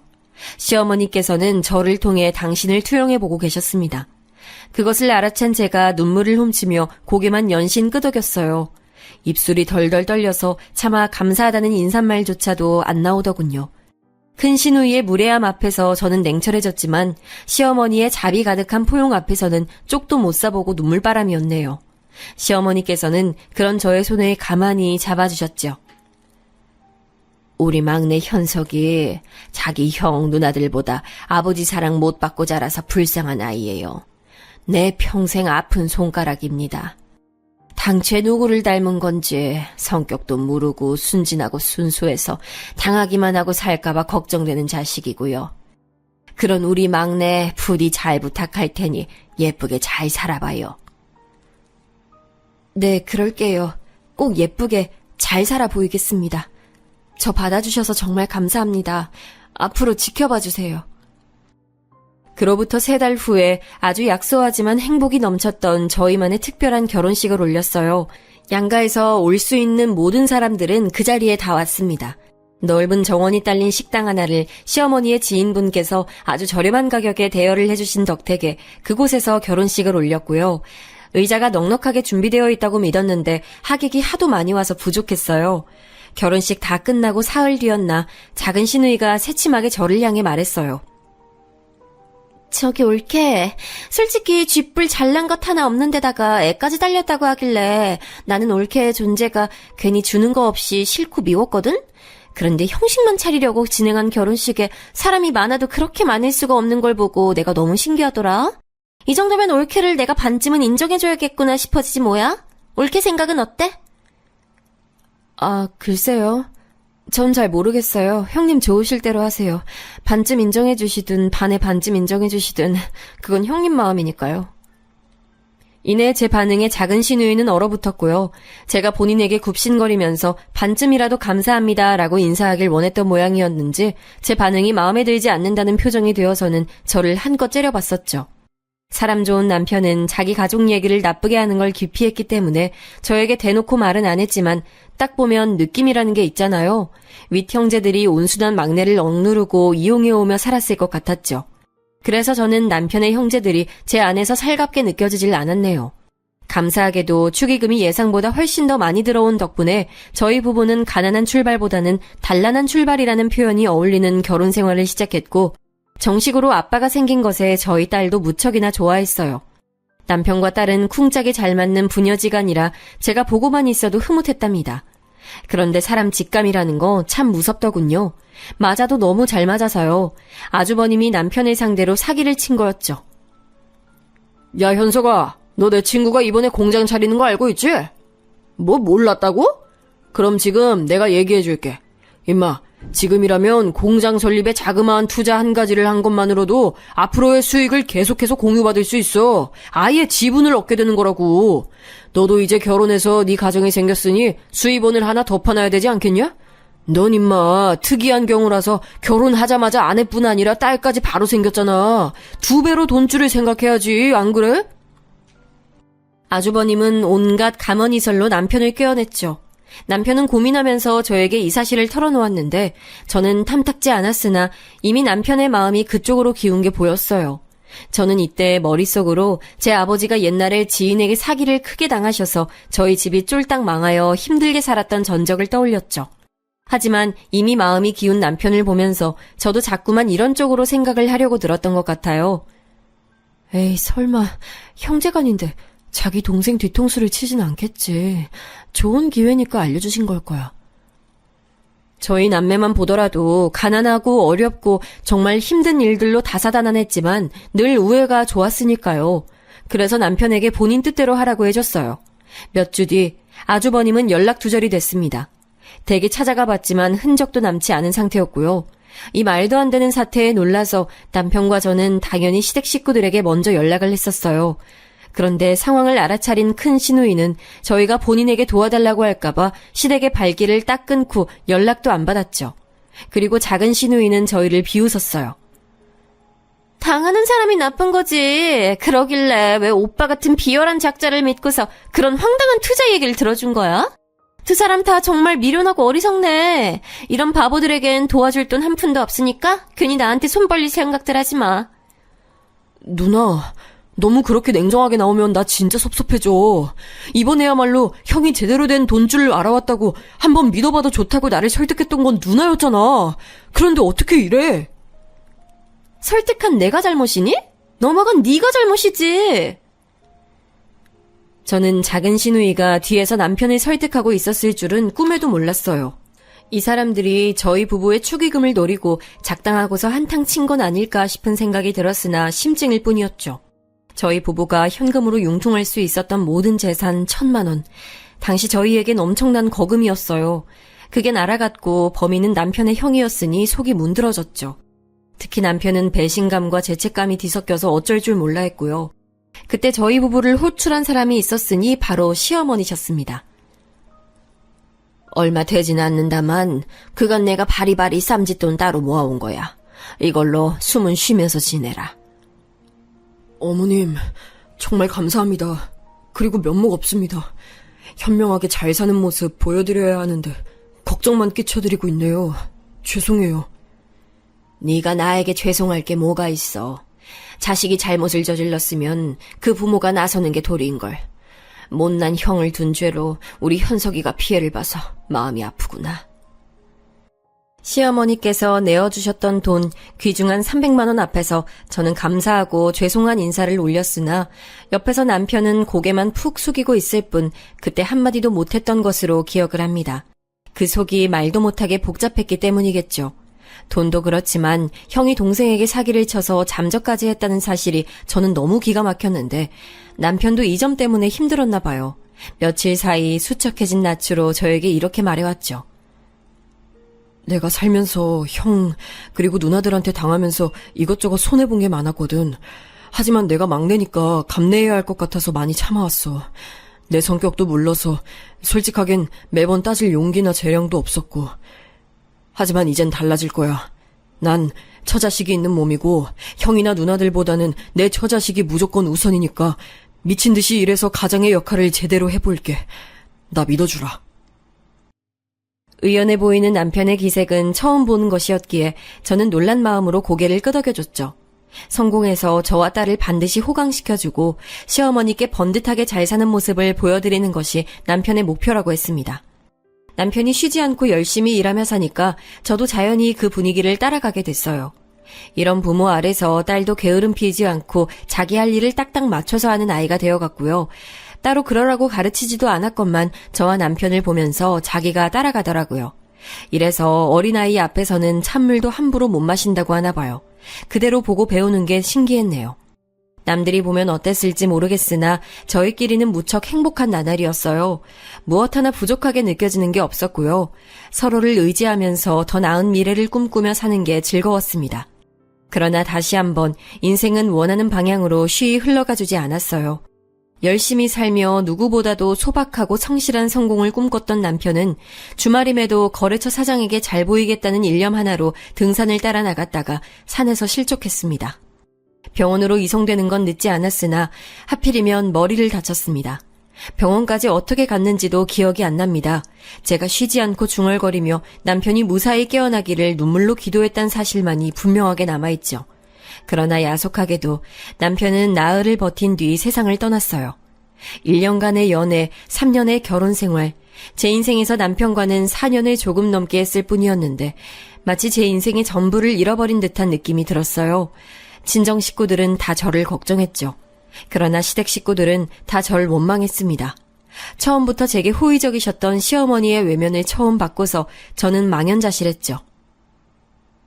남편 없이 살 여자 팔자가 있는 건데 내가 그걸 건드리면 안 되는 것이었는데 애미가 우둔해서 자식이 죽었구나. 남편 없이 살 팔자의 여자를 이 아둔한 내가 허락하는 바람에 아유, 우리 현석이 불쌍해서 어떡하노. 아무 죄 없는 우리 현석이 최고로 착한 우리 막내야. 엄마가 너무 미안하구나. 시어머니께서는 가슴을 치며 우셨고 시누이들은 눈빛을 째리면서 저를 죽일 것처럼 쏘아봤어요. 참고로 남편의 소식에 잠적해서 두문불출했던 아주버님께서도 모습을 드러내셨는데요. 그때는 워낙 경황이 없고 제정신이 아니라 차마 짚고 넘어가지 못했는데 아주버님께서 금방 나타나셨다는 것은 시누이들 중에 누군가가 연락을 이어가고 있었다는 얘기가 됐죠. 혹은 2명 다일 수도 있고요. 가증스럽게도 아주버님께서는 눈물을 훔치시며 남편의 죽음을 애도하셨죠. 그러면서도 영정 앞에서나마 미안하다 소리는 입에 안 올리셨고요. 너를 보면 우리 현석이가 생각나고 내 잘못이 생각나니 앞으로 너를 내가 차마 보면서 살 순 없겠다. 너도 이해하지? 어머님, 그 심정 제가 감히 어떻게 이해를 할 수 있겠어요. 다만 앞으로 어머님이 어찌 지내실지 제가 그 걱정이 돼서 영영 곁을 떠나는 것이 마음에 걸려요. 네가 왜 걱정을 하니? 내 걱정을 하고 내 곁을 지킬 내 자식들이 있는데 내 막내 아들 잡아먹은 주제에 입속에 혀처럼 굴지 말고 내 눈앞에서 사라져! 제 남편과는 결이 달랐던 성정이 좋지 않고 효심마저 얕아 보이는 시누이 둘, 아주버님 하나, 그 곁에서 과연 시어머니께서 외로이 지내시지 않고 잘 추스르실 수 있을까 염려가 되었습니다만 제가 그런 티를 낼 수가 없었죠. 막내 아들을 잃은 슬픔으로 격양되어 있는 시어머니께 제가 그 어떤 말씀도 더 드릴 수가 없었네요. 네, 알겠습니다. 제가 떠나겠습니다. 멀리 가서 살겠습니다. 2번 다시는 얼굴 비치지 않겠습니다. 그런데 영영 떠나기 전에 마지막 인사 한 번만 드리러 올게요. 제가 조용히 말씀을 드렸을 때 구석에서 팔짱을 낀 채로 지켜보고 있었던 작은 시누이가 코웃음을 쳤어요. 그러더니 제게 다가와서 제 뺨을 갈겼죠. 또 오긴 왜 와? 오지마, 불길하니까. 우리 언니가 너 처음부터 별로라고 기가 드세서 재수 없다고 했을 때부터 사실 난 알아봤었어. 네가 불운한 존재라는 걸. 저는 맞은 뺨을 부여잡고 있었는데 시어머니께서는 제 쪽을 쳐다보지도 않으셨어요. 그의 씁쓸함을 느낀 제가 꾸벅 목례만 드리고 시댁을 벗어났었죠. 보름 후 저는 이사갈 정리를 다 끝내고 망설임 끝에 시어머니를 찾아뵀어요. 수척하게 기력이 쇠하신 시어머니께서는 그럼에도 제게 손수 문을 열어주셨습니다. 그리고 저에게 반지 2개를 건네셨어요. 은색의 반지들을 보며 제가 영문을 몰라 하고 있는데 시어머니께서 나지막하게 말씀하셨죠. 시집 오고 얼마 안 됐을 때 이웃들에게 못된 사기를 당해서 돈을 다 잃었었어. 굶어 죽지 않으려고 있는 거 다 팔았어야 했지. 오죽하면 시집 오면서 지어온 이불마저 다 팔았을까. 그러다 딱 하나, 시집 오면서 내가 장만했던 것들 중에 유일하게 팔지 않고 남아있던 것이 바로 비녀였어. 이제는 머리에 달지 않는 그 비녀로 만든 거야. 이거 너 주마. 지난 짧은 기간이나마 서로 좋은 인연을 맺었던 것에 대한 증표로 삼고 남은 인생 잘 살거라. 설마 시어머니께 그런 과거가 있었을 줄이야 상상도 못한 것이었어요. 어쩜 이렇게 결혼 직후 사기를 당하셨던 것마저 저와 일치할 수가 있는지 묘한 씁쓸함이 저를 휘감았네요.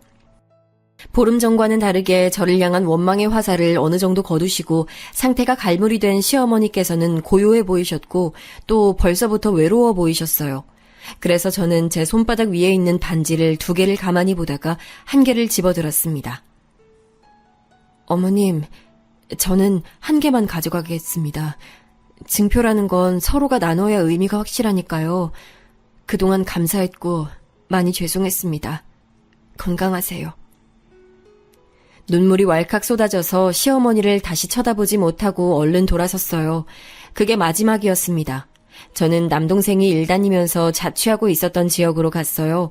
그래야 엄마가 남동생에 대한 걱정을 덜어내실 것 같았고 그곳이 친정으로 가기도 용이한 위치였고 딸이 학교 다니기에도 적당한 동네였기 때문이었죠.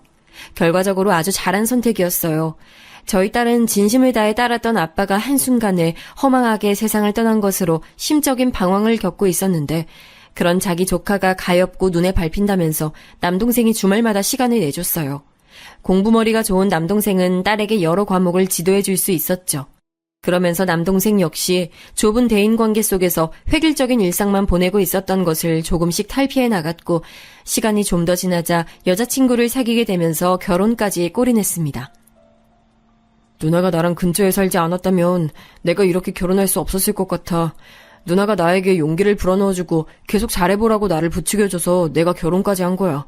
다 누나 덕이니까 앞으로 내가 누나에게 부끄럽지 않도록 잘 살게. 결혼 직전에 남동생이 저에게 그런 말을 했는데 저는 그 순간 남편과의 결혼이 떠올라서 울컥해버렸어요. 저와 남편도 결혼하면서 시어머니 앞에서 그런 다짐을 했던 게 마치 어제 일처럼 선명했죠. 애써 제 가슴속에 잠재우며 살아왔지만 저는 남편은 1분 1초도 잊은 적이 없었어요. 떠올리기만 해도 애달픈 제 남편을 오래간만에 남동생의 결혼식 전에 마음껏 회상해본 저는 시어머니께서 주신 반지도 서랍장 구석에서 꺼내봤답니다. 처음 받았을 때는 엄지에만 낄 수 있었는데 몇 년이 지난 시점에서 껴보니 검지에 맞더군요. 그때부터 반지를 계속 꼈어요. 강박적으로 끼려고 한 건 아니고 너무나도 그냥 익숙해져 버려서 제 손가락에 걸고 살았던 것 같아요.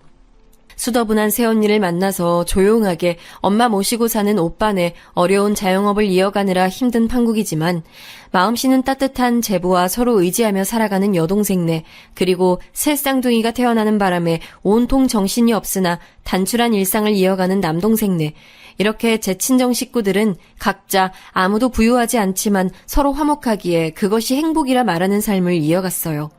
저는 눈에 넣어도 아프지 않은 저희 딸 커가는 거 그것 하나만 낙으로 삼고 살았고요. 사실 주변으로부터 아직 괜찮은데 재혼하지 이런 권유를 몇 번 들었어요. 하지만 전혀 생각이 없었죠.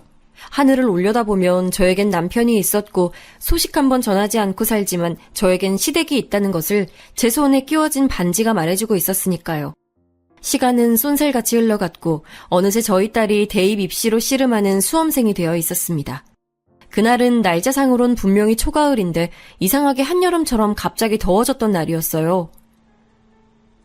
우리 귀여운 새쌍둥이 조카들이 죄다 아토피인지 하는 피부염에 걸려서 작년부터 고생 중인데 날이 시원하면 그나마 낫다고 하던데 오늘 갑자기 이렇게 더워서 조카들 또 가렵고 힘들어하면 어떡하지? 괜히 속상하네. 그런 걱정을 하면서 제가 떡집에 출근을 했죠. 시내 초입에 있는 떡집은 저보다 딱 10살 많으신 여자 사장님 그리고 저 이렇게 둘이서 운영을 했습니다. 원래는 사장님이 사촌 2분과 차려서 운영을 하셨다가 그 2분과 크게 싸우시는 바람에 틀어져서 혼자 맡게 되신 거였어요. 그러다가 직원을 뽑으셨는데 그때 조건이 초보여도 좋으니까 의견 내세우지 않으실 분이었답니다. 제가 그 공고를 직접 보고 간 건 아니었고 이웃의 애기 엄마가 저에게 그 자리를 알려줘서 지원한 것이었죠. 애기 엄마가 그 떡집 단골이었거든요. 떡이 대단히 맛있다거나 장사가 상당히 잘 된다거나 그러지 않았어요. 안 바쁘니까 저 같은 초보의 일손만 보태도 운영이 됐던 것이죠. 그나마 운영 비결이라 함은 동네 사람들이 와서 이런저런 대화도 나누며 사랑방처럼 시간을 보내다가 떡 2팩씩 사가는 것이었답니다. 그날도 마찬가지였는데 대화를 이어가시던 한 손님이 문득 제 손을 빤히 보더니 이런 말씀을 하시는 거예요. 어라? 나 얼마 전에 딱 그렇게 생긴 반지 봤는데 무늬 들어간 것도 좀 특이하고 반지 자체가 생긴 게 투박해서 뭐 이런 반지가 다 있나 했구만. 여기서 또 보네. 혹시 유행인가? 네? 이렇게 생긴 반지를 보셨다고요? 똑같은 거요? 이거 시중 제품 아니라서 그럴 리가 없는데 혹시 어디서 보셨어요? 내가 장구 치는 거 배우러 다니잖아. 가끔 요양원 같은 데로 무료 공연도 가는데 거기서 봤어요. 내가 정확히 기억나는 게 공연 보면서도 호응 없이 조용히 앉아있는 할매가 기운 없는 기색하고는 영 딴판으로 반지를 떡 끼고 있길래 유심히 봤다니까요. 뭐라고요? 요양원이요? 그럴 연세가 아직 아니신데 어떻게 거기가 어디예요? 이 반지 낀 분 계신다는 요양원이요. 세상에 이런 일이 다 있나 싶었어요. 살면서 내내 한번 연락드려야지, 찾아뵈어야지. 근데 내가 그래도 될까 이런 생각을 했던 저는 시어머니를 제 안에서 잊은 적이 없었어요. 잘 살고 계신지 궁금할 때가 태반이었죠. 그런데 이런 식으로 근황을 접하게 될 줄은 상상도 못했어요. 당장에 요양원으로 찾아간 저는 도착하자마자 다리에 힘이 풀렸습니다. 요양원 앞뜰에 나와 계신 분, 덩치가 왜소하고 기력이 없어 보이시는 그분은 바로 제 시어머니셨어요. 그리고 옆모습이 정말 세상 떠난 제 남편과 많이 닮으셨더군요. 씨도둑은 못한다는 말이 왜 나왔는지 그때 깨달았네요. 남편을 연상시키는 시어머니께 저는 조심스레 다가갔고 이내 그분도 저를 보셨어요. 네가 여기는 어떻게 알고 찾아왔니? 설마 나 말고 따로 여기에 아는 사람이 있어서 왔을 것 같진 않고. 어머님은 여전히 저에게 먼저 말을 걸어주시는군요. 그런데 모습은 왜 이렇게 여전하지 않으세요? 살이 왜 이렇게 빠지셨어요? 그리고 왜 여기 계신 거예요? 어머님 자식들은 뭐 하길래 어머님이 여기서 이렇게 지내고 계신 거냐고요? 저도 모르게 울컥해서 말을 뱉고 말았는데 시어머니께서는 멋쩍은 미소만 지으셨어요. 다른 손가락에는 헐렁한지 엄지에 그 반지를 끼고 계시는 모습에 눈물이 고였죠. 요양원 직원분께 자초지종을 설명드린 후 시어머니와 따로 시간을 더 가졌어요. 사실 설명을 다 듣지 않아도 시어머니의 그 씁쓸한 미소 하나만으로 저는 짐작이 됐어요. 너무 잘 맞아서 무서운 바로 그런 종류의 짐작 말이에요. 남편의 형제 셋은 멀쩡히 잘 살아 있었지만 시어머니를 요양원에 버렸더라고요. 그건 버렸다는 표현이 맞았어요. 5천만 원도 채 안 되는 시어머니께서 사셨던 그 집은 이미 팔렸고 그 셋이 돈을 나눠 가졌더군요. 어머님, 그건 말도 안 돼요. 어머님께서 특별히 몸이 불편하신 것도 아닌데 요양원이라뇨. 어떻게 그걸 다 참고만 계셨어요. 왜 그냥 따라주신 거예요? 너무 억울하잖아요. 아무래도 내 인생에 가족복은 없나 보다 이렇게 생각하고선 그냥 다 내려놨지. 나도 일찍이 남편과 사별해서 주변으로부터 남편 잡아먹은 년이라는 억울한 손가락질 당해놓고서 내가 당했던 그 아픔을 잊고 너에게 비난했던 죄, 그 죄값 받나 보구나. 이렇게 생각도 했었지. 죄라니요, 어머님. 그렇게 생각하지 마셔요. 자식 잃은 부모가 어떻게 이성을 유지해요. 어머님께서는 그때 저 충분히 원망하실 수 있는 상황이었고 마지막엔 제가 얼굴 뵙고 갈 수 있도록 다 해주셨잖아요. 이렇게 반지도 주셨었고요. 그러니 어머님은 저에게 지으신 죄 없어요. 오히려 제가 갚아야 할 은혜만 주신 분이에요. 어머님, 저는 이렇게 제가 이곳을 오게 된 게 운명이라고 생각해요. 이제 제가 모실게요. 부디 그렇게 하도록 해주세요.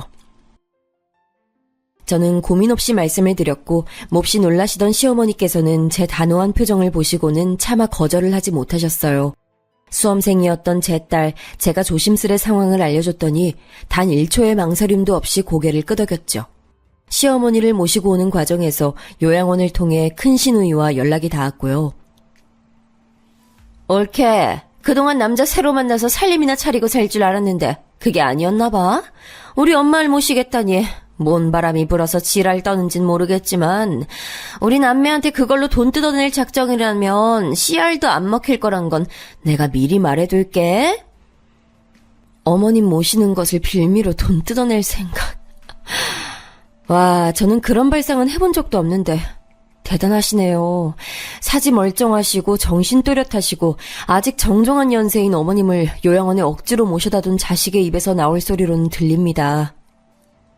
이 망할려는 처음부터 느꼈지만 비꼬는 솜씨가 은근 일품이네. 야, 네가 우리 엄마 처리해준다니까 고마워서 내가 더 이상 말은 안 얻는다. 알았냐? 앞으로 연락하지 마. 친자식들이 어쩜 이럴 수가 있을까요? 저는 철이라는 표현에서 정신이 아찔해졌네요. 하긴 성격 온순했던 막내 동생을 등쳐먹고 우습게 여겼던 형제들이었으니 애초에 그 인성은 더러웠던 거겠죠. 저희 집에 오신 첫날 밤 시어머니께서는 제 남동생 부부가 과일을 살리고 인사를 온 것에 눈시울을 붉히셨어요. 저희 엄마와 통화를 하셨는데 무슨 대화를 나누셨는지 통화가 끝난 후에 한참 생각 많으신 얼굴로 미소를 짓고 계셨죠. 그러더니 제게 이런 말씀을 하시더군요. 내가 다른 복은 몰라도 며느리 복은 있는 것 같구나.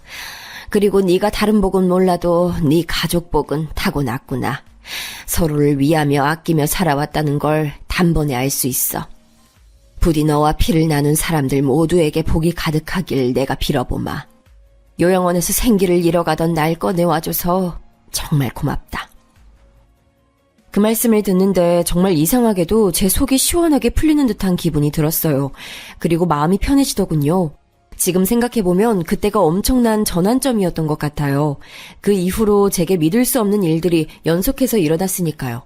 오빠랑 새언니가 저희 엄마를 모시고 살던 그 집이 재개발 특수를 맡게 됐어요. 전혀 예상하지 못했던 터라 모두가 어안이 벙벙했는데 돈 욕심 부리면서 오래 버틸 생각이 오빠에겐 없었어요. 그래서 원래 집값보다 2배가 뛰었던 시점에 그냥 팔아버렸죠. 그것만 해도 엄청난 이득이었고 좋은 집으로 이사갈 수 있었어요. 그런데 오빠네가 그 집을 나온 이후 재개발 진행이 지지부진하게 되어서 남은 사람들은 계속해서 손가락만 빨며 지냈답니다. 오빠네는 이사를 전세로 갔고 남은 돈으로는 과감하게 다른 집을 구입했어요. 이때 여동생과 제부가 있던 돈 털어서 도움도 줬고요. 그런데 이 구입한 집의 가격이 천정부지로 솟은 거예요. 아니, 대체 거기 집값이 왜 그렇게 오른 거지? 난 부동산 공부하는 사람도 아니라서 당최 모르겠는데. 더 오른다고 하지만 그런 욕심까진 안 부리련다. 그냥 지금 팔련다. 오빠가 고심 끝에 그런 결정을 했을 때 새언니도 욕심 더 안 부리고 동의했죠. 심지어 그거 팔아서 여동생과 제부에게 돈을 다 줬어요. 저나 남동생네는 욕심 안 부리고 거절했어요. 왜냐하면 여동생 부부는 자영업을 하고 있었기 때문에 크게 자금이 필요한 시점이었거든요. 여동생이 눈에 불을 켜고 성공 다짐을 하더니 놀라운 결과를 냈어요. 장사가 그냥 대박도 아니고 초대박이 터진 거예요. 여동생과 제부 지원하에 남동생네가 공기 좋고 물 좋은 곳으로 이사를 갔어요. 그리고 거기서 지내면서 새쌍둥이 조카들의 피부가 엄청 좋아졌죠. 그 덕분에 남동생 부부가 얼마나 웃음꽃이 폈나 몰라요. 제게도 놀라운 일이 있었는데 제가 일하던 떡집 사장님이 갑자기 집안 사정상 멀리 거주지를 옮기게 되시면서 제게 그 떡집을 넘겨주신 거예요. 얼떨결에 사실상 공짜로 저는 모든 것을 이어받게 됐어요. 문제는 제가 철저히 보조로만 일을 하고 판매만 했을 뿐 떡을 만들 줄 몰랐다는 거죠. 여기서 등장한 사람이 바로 제 시어머니셨어요. 왕년에 자식들 위해 돈 벌러 안 해보신 일이 없었던 시어머니께서는 심지어 떡도 만들 줄 아셨고 기계에 대한 이해도 높으셨으며 현재 떡집 운영 중인 지인도 두고 계셨어요. 그러고 보니 시어머니께서는 은근 발이 넓으셔서 저랑 남편 결혼할 때도 식장을 알아봐 주셨었죠. 이런 대단하신 분이 폐륜적인 자식들을 잘못 두셔서 요양원에서만 사실 뻔했다니 모골이 송연했네요. 떡집 하시는 시어머니의 옛 지인분께 도움을 받아서 제가 이것저것 배울 수 있었어요. 그리고 제게 애초에 떡집 일자리를 소개해줬던 이웃 애기 엄마가 인터넷을 잘하더라고요.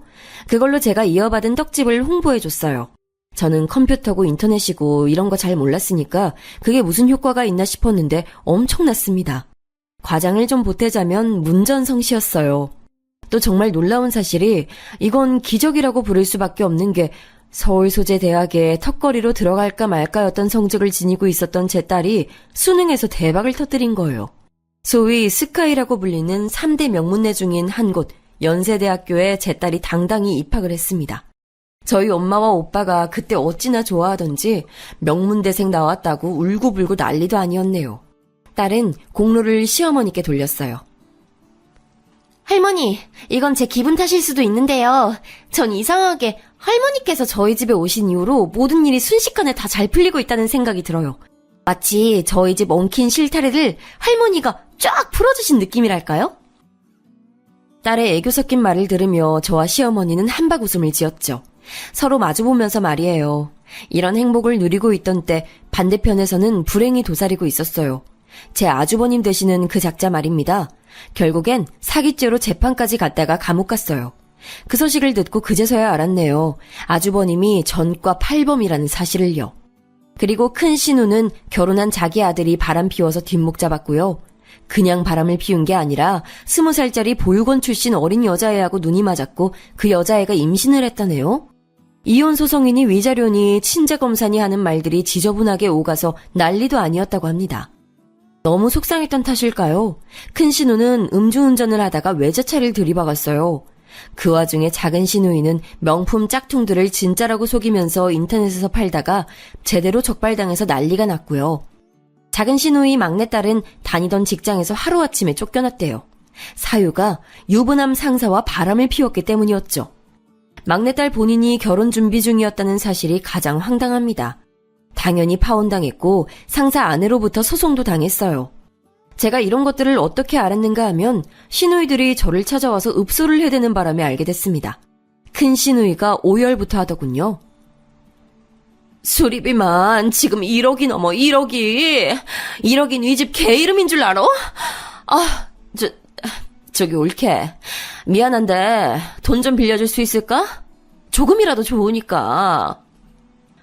저를 대뜸 찾아오신 것도 놀라운데 돈 얘기 꺼내시니까 더 놀랍네요. 제가 어머님 모시고 사니까 제게 돈을 주셔야 하는 입장 아니세요? 돈을 달라고 하시면 안 되죠. 올케, 나 지금 장난하는 거 아니야. 나 정말 힘들어서 그래. 정말 죽을 것 같다고. 엄마, 제발 뭐라고 말씀 좀 해보세요. 형편 괜찮게 사는 며느리에게 우리 딸들 좀 도와달라고. 그거 한마디 하시는 것도 어려우세요? 뻔뻔하게 시어머니를 향해 그런 부탁도 하더군요. 하지만 시어머니께서는 그저 피식 웃으실 뿐이었습니다. 그 어떤 여지도 남기지 않는 깔끔하고 차가운 반응에 시누이들은 넋이 나가버렸고요. 이내 저와 시어머니 앞에서 천천히 무릎들을 꿇었습니다. 작은 시누이가 입술을 떨며 말했죠. 우리 남매는 몽땅 개박살이 났는데 올케는 잘 지낸 게 신기하네. 우리 엄마 신수가 화나신 걸 보면 잘 모신 것도 알겠어. 이왕 잘 살고 있는 김에 우리 엄마도 잘 모셔준 김에 우리까지 응? 어떻게 건사 좀 해주면 안 될까? 네, 안 되겠어요. 전 여러분과는 다르게 어른 말씀 잘 듣고 공경하자는 주의라서요. 어머님께서 자식들을 용서 안 하시겠다는데 제가 감히 뭐라고 주제넘게 나서서 도와드릴 수가 있겠어요.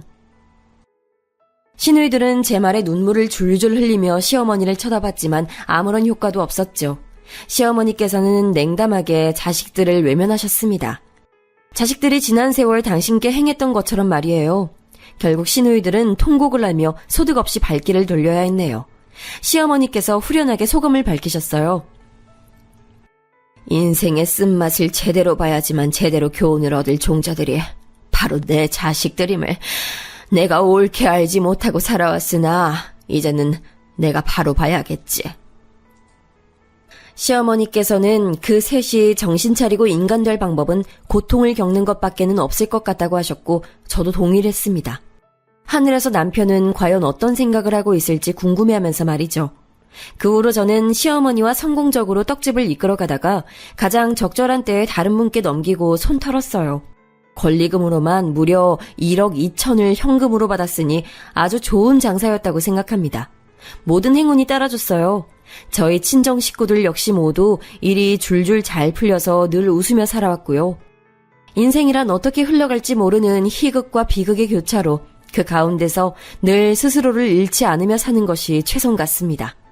제 이야기를 들어주신 여러분께 행운이 가득하시길 바라요.